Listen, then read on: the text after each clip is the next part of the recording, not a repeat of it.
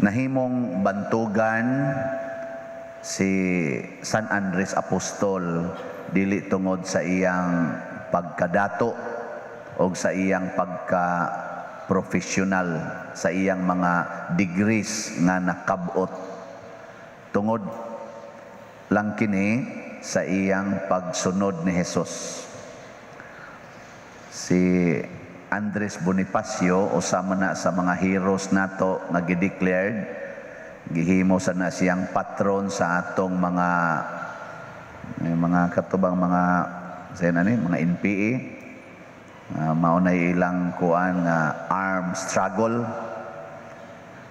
Niya namatay ni siya sa akong gibasa dito sa internet, mga 33 ang edad. 33 kay kanang kuan ba sa gubat. So mura siya edad ni Jesus, 33 sad namatay. Unsa mo say na siyang kasing-kasing, mao gihapon ang pagbiya sa iyang personal nga kanini ang mga comfort, sa iyang personal nga wealth aron moalagad sa katawhan nga Pilipinhon sigon sa kausa nga iyang gipili. Sila si San Andres ni kuyog ni Jesus. Maglibog tano kanang bitang mga tao nga mobiya kas imong balay, sa imong ginikanan, sa imong pamilya aron maglakaw-lakaw nga wa nay kwarta, way trabaho. Maka-imagine mo ana, ganahan mo anang kinabuhian? Ha? Di mo ganahan? Oh, mga anti-Christ day mo. Kana bang ganahan jud kay tanong nga naatay balay, naatay yuta, stable ta financially, mo normal no? Unya imong tanang mga anak, ma-professional gyud, nya makatrabaho pod, mas stable. Kana mo'y atong gitawag og ideal life. Pero ang tinuod gid ay nga ideal life, kana gid ay stable ang atong relasyon sa Ginoo. Kay daghan man kay diha nga dagko kay balay, nindot kayog mga degrees, pero way maayong relasyon sa Ginoo. Nya kay wa may maayong relasyon sa Ginoo, ang ilas ang relasyon silang isig ka tawo, guba sad. Daghan kay mga lawyers, ang kontra nila ilaras ang igsuon. No? Daghan kay mga dato, hapit na magpinatyanay sa ilaras ang kaugalingong igsuon. Daghan kay mga dagkog balay, pero maglalis lang sa kural nga ilang gihimo. Oh, kanang sagbot sa tanom sa pikas kural niya, moumbaw nga tos kural niya, mga hog nga tos pikas, magyaw-yaw dito sa pikas, magyaw-yaw. Kana gagmay ra gyud kay na sagbot ana. Kay di gid niya patungtungan sa hugaw sa iyang silingan ang iyang nataran. Mao na siya. Ang mga kanal magkabuang og agi asa agi, kay imbes katong normal nga agianan, butangan naman og koral, alihan naman. Nya mingon asa naman ni agi among tubig sa bahala mo diha. Nganong pagion man adres among yuta. May kay ipanglubong si yuta ni mga tawhana. Unya bitag mamatay. Moabot man nga tos bahak, moabot nga to gapataka naman lag pa manungtong pa dito atong tuang tagas na kayo tungtunganan. Yang dia taos ubos kabunggat na ba ani ikapito naman mo diha, ako di akos ubos. Wa na ni reklamo dito sa bahak we. Mahalag moabot nag 7 story. Mao na. Nya maghuwat kitag mamatay. Una pa ta mahimong mapaubsanon, una pa ta mahimong musugot nga mobiya sa tanan. Ayaw. Samtang buhi pa ka, samtang batanon pa, biya na. Unya sunod ni Kristo.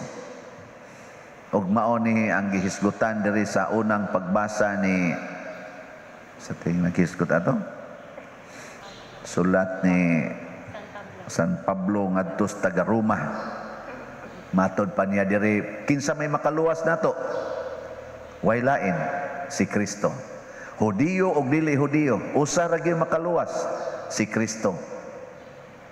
Nya kanang imong kwarta makaluwas na, Dili. Makaimpas hinuna nimo. Tanawa, isipa ang imong kwarta nga mao imong kaluwasan. Di ba magkusmod gyud na imong naong? Pirmi gyud kang kuyawan. Pirmi kang insecure. Tinuod dili. Oy, magluos na lang kag ihapan ang imong kwarta, mawadag 20 pesos, luos lang kag pamasangil, siging pamasangil.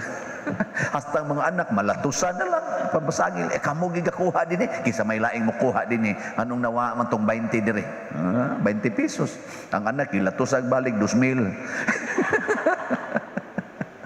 2,000 lang kasakit sa anak ko Nya kanang atong pagkahimulag gikan ni Kristo, mausad na siya ang tuburan sa atong mga kasakit o kalaglagan. Muna si San Andres, sila San Pedro, San Juan, nahimo gini silang mga modelo ubang mga apostoles o mga santos nga nagsunod nila unsaon paghatag og kaning gitawag natog kaluwasan ang mga tao. Unsaon man isangyaw ang pagtuo diha ni Kristo. Muna ingon San Pablo dire, kinsa may maluwas kadto ra sang naduol ni Kristo.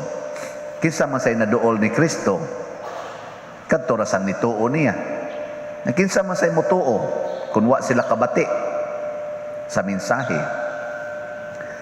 Kinsa man say mohatag og mensahe kun wa sa kunoy gipadala. Nya kinsa man say ipadala kun wa say mosugot. Nya kamo mosugot mo nga pabiyaon mo sa inyong balay. Mosugot mo nga ang inyong amahan, inyong inahan, biyaan. Oh, tanawa. Ano duko. Muduko manuon. Unya. Unsaon pagkaluwas sa atong isig katawo nga di man sa dita manugot. Muna ingon Ginoo, sige man kong tawag, sige man kong tawag. Pero wa man kayo'y manugot. Wa may mutuo sa akong mensahe. Mo itong ingon sa propeta Isaías, kinsa may mutuo sa among mensahe? Nakadungog, sigig simba, kada adlaw. Pero di gyud kabiya. Yung nagingos Ginoo, biyain na. Biyain na, kay babag na sa atong relasyon. Ang pagtuo makawagtang Diyos kahadlok, makawagtang sa kabalaka. Gisayunan ka na, makapalit ka kag tag 1 milyon na karelax. Nga daghan man kay dihang mga milyonaryo o mga bilyonaryo ratulon kay tanan. Hadlok sa COVID. Hadlok is COVID. Dili makasagdan ang ilang binilyon aron tagaan sila kalinaw in front of coronavirus. Pero tanawa lang ga puyo lang sa sidewalk. Nawa, imbitaron pag COVID. Are. Manglingkod ta. May nidingni kay wa mi pamahaw. Kanon ka namong kubira ka. Uy, ang COVID boy bulikay manaka ato mga balay nga sirado. Kato bita mga balay nga air condition sa mas balay pare. Ato dito mo saka. Katong mga disakyanan, kana bang sigig sakay ana mga sakyanan nga SUV ba? Mo to is gokuros COVID. Ganahan man COVID o kanang aircon. Aircon ba? Pero kaning galakaw nas dahan na porte ng pagtungas now. Uy, ang COVID mulikay. Anya, mutuo ka nga mo na solusyon sa COVID kanang naang imong pagka-lakaw-lakaw lang desdaan kanang wa kay aircon ay ipamaligya na ng inyong balay. Biyain na. Diba? Anya ang halin ihatag na rin simbahan. I-donate 1,000 slots na. Siyarog, di mauman ka na niya mga sakyanan nga SUV, baligya lang na. Nya ang halin ihatag na niya, maglakaw na lang mo. Ana, awa lagi COVID. Tuo mo na, dili. Wagi mo to. Pero si Andres, si Pedro, sila si Juan, kisa to ko sa Si Santiago, oy gibiyaan oy. Ang ilang panginabuhi, ilang gibiyaan kay misunod sila ni Hesus. Kinsa si Hesus para nila? Dili lang panginabuhi si Hesus, kung dili siya mismo ang kinabuhi. Muna nga ningon si Hesus, I am the way, the truth, and life. Biyaan ko ning panginabuhi, biyaan ko ning security sa akong kinabuhi, kay mukuyog ko sa tuburan o tag-iya sa akong kinabuhi. Pagkanindot na desisyon, kuyog magani kas imong uyab, biyaan magani mo imong mamagpapa, nagitawag ra nimong imong uyab og kalipay sa akong kinabuhi, pero di na mo naghatag nimong kinabuhi. Punano ng imong kinabuhi, paburoton pa ng tiya ni mo ana. Nya ni guman biyaan ra ka na. Nya mingon ka, where you na? Nya mingon sa siya, mingon na ng cellphone ni Baos, cannot be reached at this time. Out of coverage area. Oy, mga buangon kinastanan. Biya mangani ka. Magkabuang magipangita imong gidikanan imong hain na kanta kuyog sa uyang. Sakay itong motor na wa say registration. Nga ang gasakay wa say lisensya. Jesus, masakyan ka na, wa registration sa marriage, wa say lisensya. Na, burot pa ka. Nya, nanong mukuyog ka na? Nya, di na hinong ka mukuyog ni Kristo. Nga maugit tag-iyas kinabuhi, maugit tighatag o kinabuhi, o kaluwasan sa kinabuhi. O na siya. Karon dinis atong simbahan, daghan kay naghatag og kinabuhi nato. Gahapon mo tingali ning mura ko gi sipon kay hapit ko ito, imbis matuog ta ko kay siging misa munapon ta ko. Nay daghang magsingtawag pa diya na sa kay bisita, diya na sa kay bisita kay magpa-picture. Picture sa ko dasi ko pa picture. Kada picture sa asam ni itonol pa rin dito sa opisina. Ay lain na sa picture, asam ni itonol pa rin dito sa opisina. Ako, grabe ha, sa kong naong limsan na naman. Sige, limos pa-picture niya, limos. Pa-picture, limos. Pero sige, lang yung nindutan na ning imong simbahan pa dire, na kundi man gini akong simbahan, kamo masay nakapanindot aning. Yung sa may hinungdan nga, minindot po ni, nanong daghan masang nidonate, kay ako sa mismo, naningkamot sa ko nga, mo donate din hi. Muna, itong akong ginahon sa una, ang akong stipend sa ako sa i-donate dire. Imbis tagaan kong stipend para isuod sa bulsa, niya i-date sa Madrid. So, ako i-donate dire. Aron dili kay ta madisgrasya. Biyaan ko na lang na. Tanawa, di ba? Daghan kay ni donate. Mao sa nagibuhat nila ni Andres, hasta sa ni Andres Bonifacio. Nganong daghan mang nisunod karon sa iyang kausa hangtod karon. Tungod kay iya sa gidonate ang iyang kinabuhi para sa kaayuhan sa nasod. Dili ni siya sayon, pero mo ni ang pinakanindot. Dinhi dapita mulanog ang atong tingog ngadto sa tibuok kalibutan, matod pa sa atong tubag sa Salmo.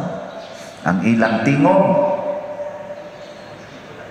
ang ilang mensahe, migula latas sa tibuok kalibutan. Si Pedro kalungsod, wa gito magyaw-yaw, wa gito magmensahe, pero ang iyang dugo nga miagas dito sa guwang, maoy naghimong mensahe sa tibuok kalibutan nga minilyon ka mga tao ang mitambong sa iyang canonization of thanksgiving. Si Lorenzo Ruiz, wa gito magwali, pero ang ilang dugo nga miagas dito sa Japan, mo'y nakapahimong Lorenzo Ruiz na sikat kaayo sa tibuok kalibutan, isip santo. Kamu, andam sad mong mahimong santo o santa? Sige, manindog ta katong andam.